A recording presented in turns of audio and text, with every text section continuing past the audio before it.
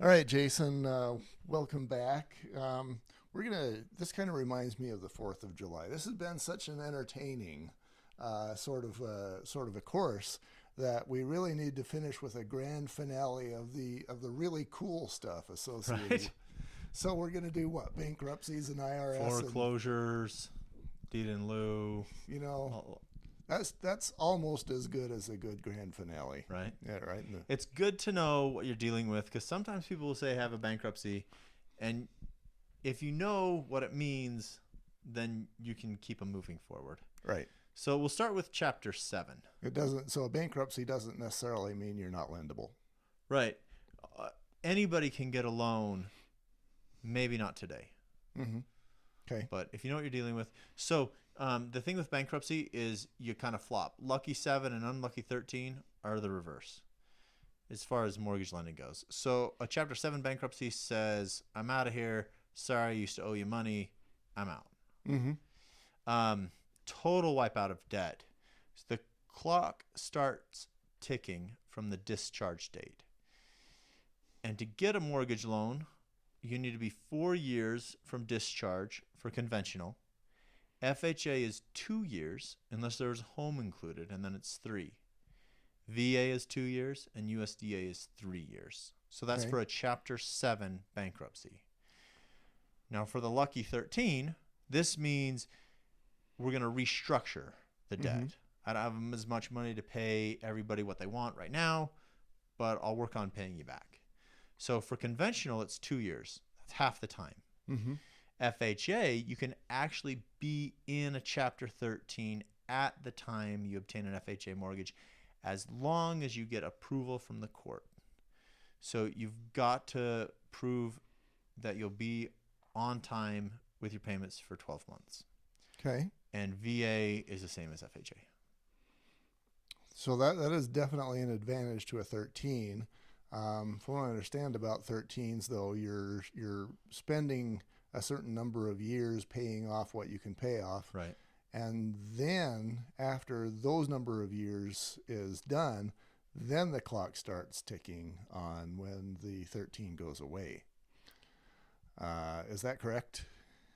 Not No? a bankruptcy attorney. Not a bankruptcy attorney. Okay. So I know that I go off the discharge of debtor. Okay. That's when the bankruptcy's over. So it's not from when it's filed, it's when it's discharged. Every once in a while, that's a little bit of a problem. People come in and say, I filed bankruptcy 2 years ago. I think, okay, let's move forward. I always say, give me your discharge of debtor. Even if it shows up on the credit report, I say, give me the discharge of debtor because there's misinformation. It happens. Mhm. And so that's the time frame we're going off of. Okay. And so basically what I heard you say is that the 7, if it's been within that 2 or 4 year period, whatever it is, depending on the scenario, Mm-hmm. they're not lendable. Nope. The 13, they could be. Could be. Okay. FHA could be. So foreclosure. Uh-huh. If you walk away from a home, Okay. the foreclosure clock starts ticking from the time it was recorded on title. So I've had people who walked away from the home 5 years ago, and it was foreclosed upon 2 years ago. So it matters when it's recorded, when the bank processes all its stuff and gets it taken care of. This can be a problem. Yeah. So a deed in lieu Uh-huh. is where, rather than just walking away and not telling anybody, you tell the bank, hey, I'm walking away. So it's basically the same thing. Mm-hmm. Conventional, if you walk away from your home, you're 7 years out. FHA, you're 3 years. VA, you're 2 years. USDA, you're 3 years. Okay. So you walk away from a home, they're going to hold that over your head for a little while. And that's whether you do a deed in lieu or not. If you walk away regardless of the circumstances, there's that wait period. Right. You're going to be waiting. Now, there's also short sales, which Mhm. doesn't mean that you sold your home quickly. It means the bank was short funds. Mm-hmm. You owed $100,000. The market crashed. Your home's worth $80,000. You make an agreement with the bank. They accept a lower payoff. Usually there's some other terms, but they were short. You did what you could, but you weren't able to repay the debt.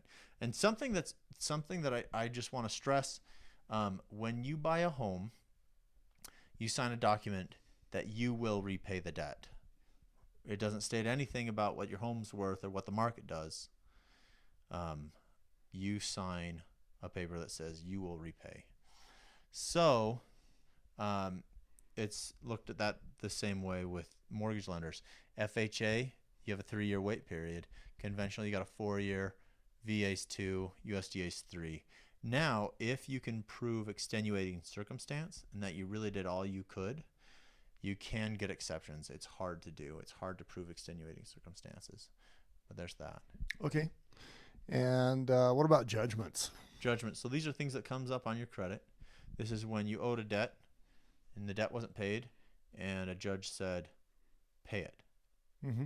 So they always have to be paid off before closing.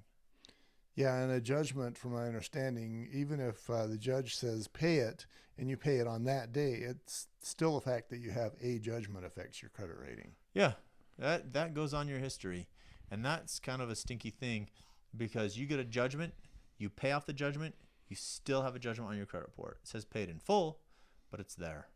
So, and then you've just got to put in the time. Right. So the clock still ticks regardless of whether it's paid or not. Right. Which does reek. Yeah. Now, the interesting thing about this is judgments follow a person, and then they can attach to the person's assets. So the thing to know about this is, like, if Jack buys a home, mm-hmm. and Jill, his wife, has a questionable credit history, so she's not on the loan. They buy the house. Jack decides he wants Jill on title. Jill's judgments will attach to the house. So you always need to watch it. They can take first position, and lenders never want anything but first position. Right. So if a person has a judgment, they're not getting a loan. It's the judgment has to be paid for. Judgment has to be satisfied. Yeah, I would imagine a lender would have a huge problem. Do they have a say? Like, let's say Jack owns the home. He wants to add Jill to the title. Does the lender have a say in whether Jill can be added? There is a document signed, typically in mortgage loans, that says that there will be no substantial changes to title. So they could implement other rules mm-hmm. if they do that. Such as an acceleration clause, which means you may change the title, you pay us the mortgage back mm-hmm. right now. So it's generally not a good idea. Anybody who you want on title, you should have cleared through the lender and the title company. And I think it's probably fair to say for the realtor, you know, if you're guiding somebody in this category, just tell them don't do it. Yeah.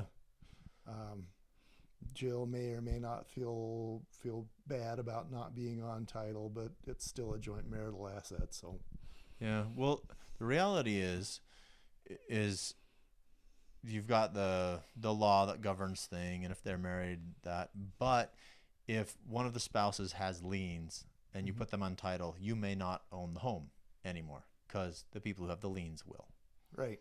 The judgments. Yeah, that doesn't sound right. So another place that can do liens is the IRS. Mm-hmm.